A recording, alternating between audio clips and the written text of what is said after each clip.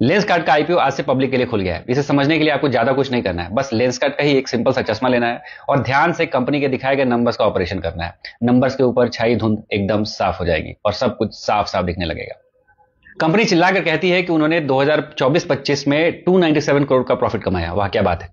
पर एक दूसरी बात जो वो चुपके से फुसफुसा कर निकल जाती है वह यह है कि कंपनी अपने कोर ऑपरेशन से प्रॉफिट नहीं कमा रही, वहां तो यह लॉस में है। कैसे?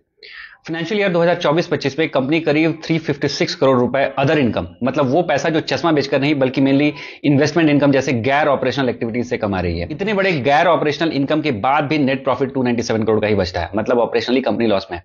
इसके पिछले फाइनेंशियल ईयर 2023-24 में कंपनी अपने सारे अदर इनकम मिलाने के बाद भी 10 करोड़ रुपए लॉस में थी और इस प्रॉफिट बेस पर लेंसकार्ट अपने आईपीओ में करीब 70,000 करोड़ रुपए की वैल्यू मांग रहा है, मतलब अपने क्रिएटिव प्रॉफिट वाले 297 करोड़ के वैल्यू का भी 234 टाइम्स, यह कुछ ज्यादा ही हो गया।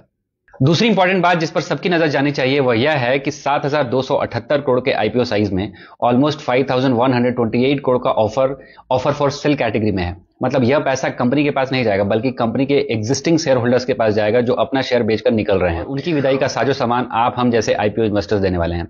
मतलब कि आईपीओ से जुटाया गया 70% फंड कंपनी के बाहर जाएगा। आप कंपनी को नहीं बल्कि उनके एग्जिस्टिंग इन्वेस्टर्स को फंड करने वाले हैं इस आईपीओ के जरिए। एक और बात समझने की है, यहाँ कंपनी 2010 से बिजनेस में है। लास्ट 15 सालों से इस बिजनेस में रहने के बाद भी कंपनी को क्रिएटिव अकाउंटिंग टेक्निक्स की जरूरत पड़ रही है प्रॉफिट कमाने के लिए, तो फिर क्या ही फायदा है ऐसे बिजनेस का।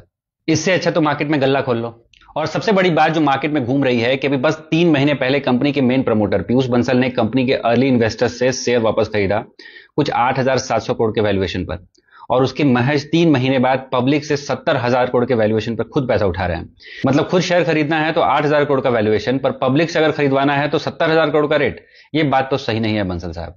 देखिए, आईपीओ में इन्वेस्ट करना है या नहीं आपका डिसीजन है, पर मेरे हिसाब से एक काफी महंगा आईपीओ है फिलहाल के लिए और मैं इसमें इन्वेस्ट नहीं कर रहा। आप क्या सोचते हैं कमेंट में जरूर बताएं।